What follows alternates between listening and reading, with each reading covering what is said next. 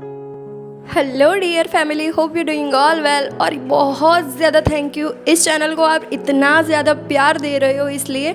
और चलो शुरुआत करते हैं। पहले देख लेते हैं कि लास्ट एपिसोड में लास्ट क्या हुआ था। तो जो हमारा जिशन है, यानी कि कुत्ते का पिल्ला, आपको पता ही होगा कि सुबह होते ही वो एक कुत्ते का पिल्ला बन जाएगा, ऐसा उसको श्राप मिला हुआ है। पर अगर ज़रूरत पड़े तो वो अपने सही फॉर्म में आ सकता है। बट श्राप के अनुसार अगर कुछ ऐसी इमरजेंसी नहीं है तो वो कुत्ते का पिल्ला ही रहेगा। तो वो भूतों को बोल कर जाता है कि जब तक मैं नहीं आता तब तक तुम लोग यहाँ ही रहो, और मैं महल में घूम कर आता हूँ क्योंकि मैं बहुत ज़्यादा बोर हो रहा हूँ। तो यहाँ पर हम देखते हैं कि जिशन महल में यहाँ वहाँ घूम रहा था। तो सारी दासियाँ उसको देखती है कि अरे ये छोटा कुत्ते का पिल्ला यहाँ वहाँ क्यों घूम रहा है, अरे इसे किसी ने छोड़ दिया है क्या, हमें इसे पकड़कर अपने साथ ले जाना चाहिए। पर ये यहाँ कहाँ भूला पड़ गया। जिशन यहाँ वहाँ घूम रहा था, यानी कि ये पपी यहाँ वहाँ घूम रहा था। उसको थोड़ा सेंस होता है कि कुछ तो आसपास नेगेटिव है। वो सोचता है कि वो कहाँ पर है। फिर इसको एक इविल स्पिरिट दिखाई देती है और ये सोचता है पादरी को मौत के बाद भी सजा देनी चाहिए, वो उसी के हकदार है। एक ऐसी इविल स्पिरिट दिखाई देती है जिसने अपना मुंह ढका हुआ था। जिशन मन में सोचता है क्या ये वही है।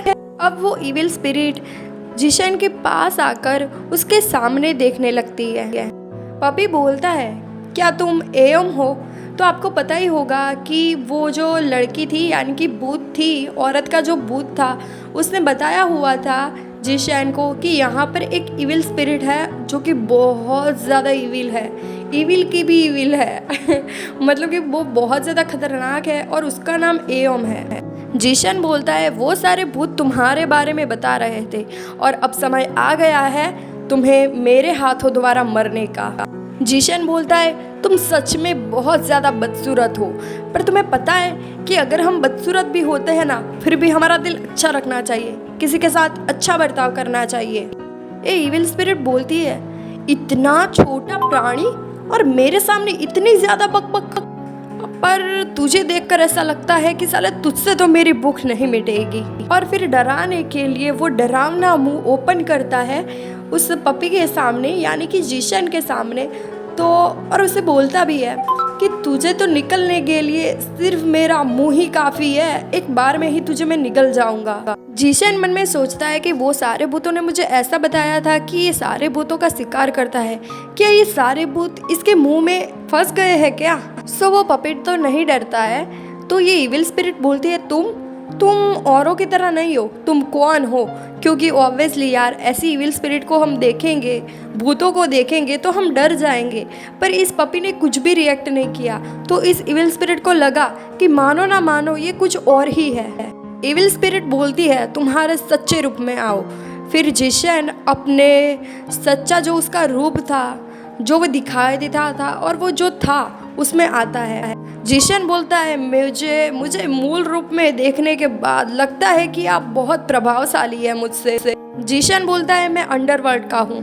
तो वो इविल स्पिरिट बोलती है अंडरवर्ल्ड, पर आपको देखकर लगता है कि आप गंभीर कोई अपराध के अपराधी नहीं है। इविल स्पिरिट बोलती है ओहो। फिर वो बोलता है अच्छा अब समझ में आया, आप हाफ डेविल हो, यामा किंग के बेटे, सन ऑफ यामा किंग।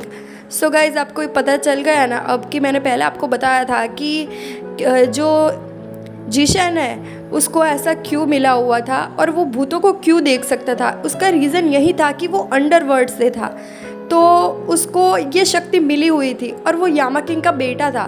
तो ना ही वो पूरी तरीके से भूत था और ना ही पूरी तरीके से वो इंसान था, वो हाफ डेविल था। पर आप इतने समय से यहाँ क्यों हो। इविल स्पिरिट बोलती है, यानी कि एयम बोलता है कि क्राउन प्रिंस की अफवाहें काफ़ी उड़ी हुई है, मुझे ऐसा लगता है कि वो अफवाहें अब तक भी पहुंच गई है। इविल स्पिरिट बोलती है मैंने उस सारे भूतों को निगल लिया है जो क्राउन प्रिंस को छूने की हिम्मत करते थे। फिर वो इविल स्पिरिट बोलती है स्प्रेक्टोबिलिया से पीड़ित होने के कारण उसके द्वारा वो सारे भूत उसके पास आते हैं और उसे परेशान करते हैं। फिर भी उसका रवैया भोला और बहुत दयालु रहता है, इतना टॉर्चर होने के बाद भी। और आपको तो पता ही होगा अगर आप उसे जानते होगे तो कि क्यों सारे पुरुष भूत उससे आकर्षित होते हैं। फिर वो इविल स्पिरिट जिसन को बोलती है जो मेरा है उस पर नज़र डालने की कोशिश मत करो और तुम्हारी शक्ति मुझ पर व्यर्थ करने की कोई ज़रूरत नहीं है, क्योंकि उसका कोई फ़ायदा नहीं होने वाला है, क्योंकि तुम एक हाफ डेविल हो और मैं एक डेविल हूँ और तुम एक हाफ डेविल हो। तो मैं नहीं चाहता कि मेरे जैसे पद पर बैठे कोई व्यक्ति को मैं नुकसान पहुँचाऊँ। जिशन बोलता है अपने जैसा, मैं तुम्हारे जैसे पद पर नहीं हूँ, तुम तो एक बुरी आत्मा हो, इविल स्पिरिट हो जो मानवता का ढोंग करता है। इविल स्पिरिट बोलती है इंसान, हाँ इंसान मैं एक बार ज़रूर था। और यहाँ पे हमें ये इविल स्पिरिट यानी कि ये अपनी पूरी कहानी पास्ट की बताती है। यानी कि शायद ये एक लड़की थी।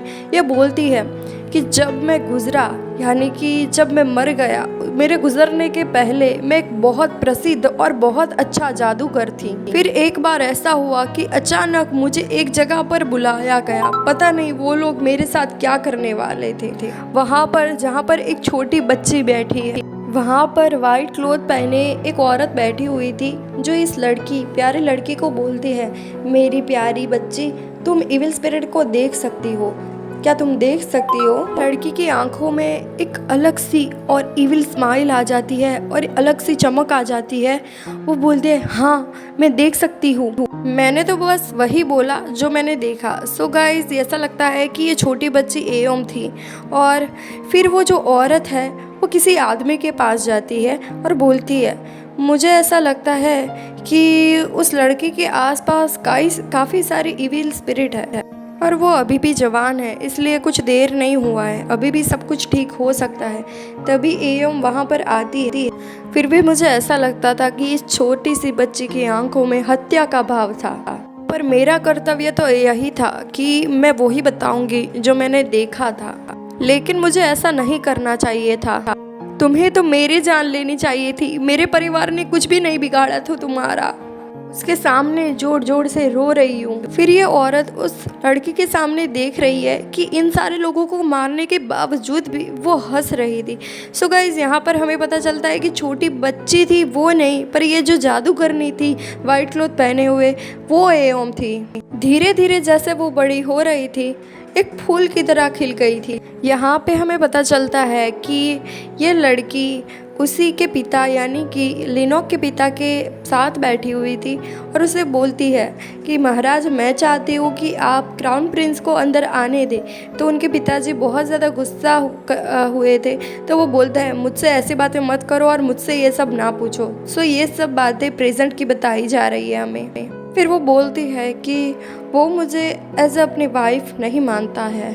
और ये एपिसोड यहीं पर ख़त्म हो जाता है। मैं चाहती हूँ कि आप अपनी फेवरेट जो आप एक्सप्लेनेशन करवाना चाहते हो वो मांगा मनहवा कॉमिक का नाम आप कमेंट बॉक्स में लिख दो।